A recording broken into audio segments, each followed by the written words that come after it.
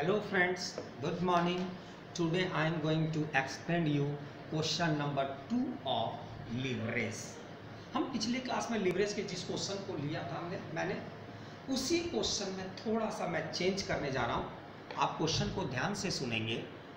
The data taken from question number 1 and supposing that there is 10% increase or decrease in the sales income of the company C, find out the impact of such increase or decrease on the operating profit or earning before interest and tax of company C. Illustrate your answer by giving a proper calculation. Last class में मैंने जो बताया था आपको example, उस example में 3 कंपनियां थी, कंपनी ए, कंपनी बी और कंपनी सी। आज मैं उसी कंपनी सी को बेस मान करके बना रहा हूं। उसमें थोड़ा सा मैं चेंज करना चाहता हूं। सेल्स को कितना से बढ़ाना है? 10% से आप बढ़ा देते हैं या सेल्स को 10% से कम करते हैं तो हमारा प्रॉफिटेबिलिटी में कितने परसेंट का चेंज आएगा। क्योंकि लीवरेज का यूज करना था मुझे कि 10% सेल्स को चेंज करते हैं, या तो बढ़ा देते हैं या तो घटा देते हैं। इंक्रीज इन सेल्स बाय 10% और decrease in sales by 10%। What is the impact on earning capacity of the firm? Present capacity हमारे पास दिया हुआ था। क्या प्रेजेंट कैपेसिटी था क्वेश्चन में? 50,000। Number of units sold, units sold 50,000. 10% increase means 55,000. 10% decrease means 45,000. 50,000 का 10% प्लस कर दिया, 50,000 में 10% माइनस कर दिया। अब हमारे क्वेश्चन में लिख रहा है sales value, sales value at the rate of ₹10 per unit, 10 per unit equal to 5,50,000 and 4,50,000. Sales less variable cost at the rate of ₹4 per unit. ₹4 per unit. 50,000 multiplied by 4 are equal to 2 lakhs. 55,000 multiplied by 4 are equal to 2,20,000. 45,000 multiplied by 4 1,80,000. minus 5 lakhs minus 2 lakhs are equal to 3 lakhs. Sales minus variable cost are known as contribution.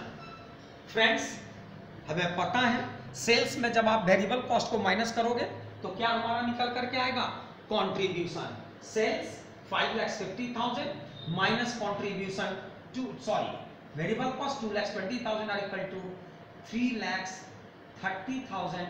4,50,000 minus 1,80,000 are equal to 2,70,000. known as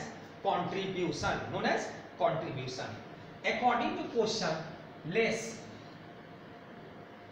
fixed cost rupees 2,50,000, 2,50,000, 2,50,000.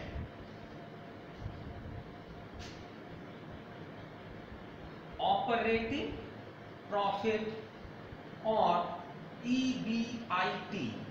Operating profit or EBIT means earning before interest and tax. Earning before interest and tax. 3 lakhs minus 2,50,000 are equal to 50,000. 3,30,000 minus 2,50,000 are equal to 80,000. 2,70,000 minus 2,50,000 are equal to 20,000. Impact. जब हमारा cell 50,000 units था, हमारा operating profit कितना हो रहा था? 50,000. जब मैंने इसे 10% से इंक्रीज करा दिया, सेल्स में करता था 50,000 यूनिट्स, अब हमारा सेल्स कितना हो गया? 55,000. रिजल्ट ये हुआ हमारा प्रॉफिट जो है ऑपरेटिंग प्रॉफिट वो कितना से बढ़ गया?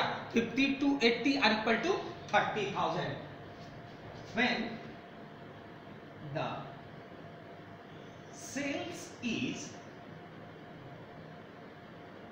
increased by 10%, EBIT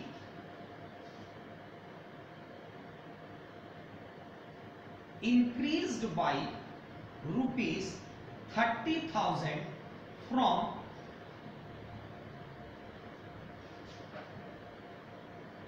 present level.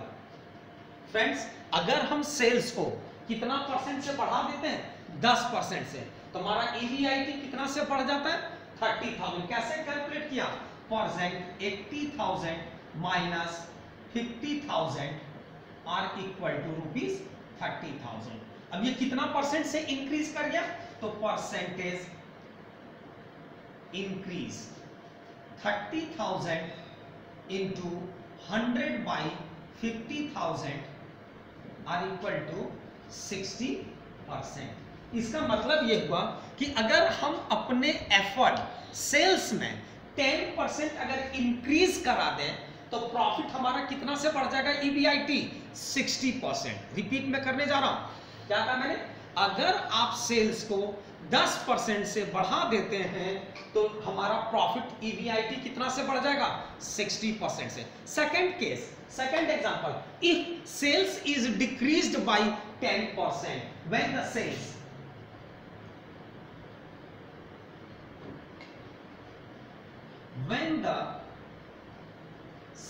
is decreased by 10%, EBIT decreased by rupees 30,000 from the present level. How to calculate present level, हमारा present लेवल प्रॉफिट कितना है, 50,000, और 50,000 से वो कितना हो गया, 20,000। That means decrease by rupees 30,000। Percentage decrease, percentage decrease equal to 30,000 into 100 by 50,000 equal to 60% minus में। इसका मतलब ये हुआ कि अगर हम सेल्स को 10% से बढ़ा देते हैं तो हमारा EBIT कितना से बढ़ जाता है, 60% से। कितना से बढ़ जाता है हमारा ये, 60% से। और सेल्स को जहां 10% से कम करते हैं, EBIT हमारा कितना से घट जाएगा, 10% से। यहां कितना से बढ़ जाएगा, ये 10% से। Thank you friends.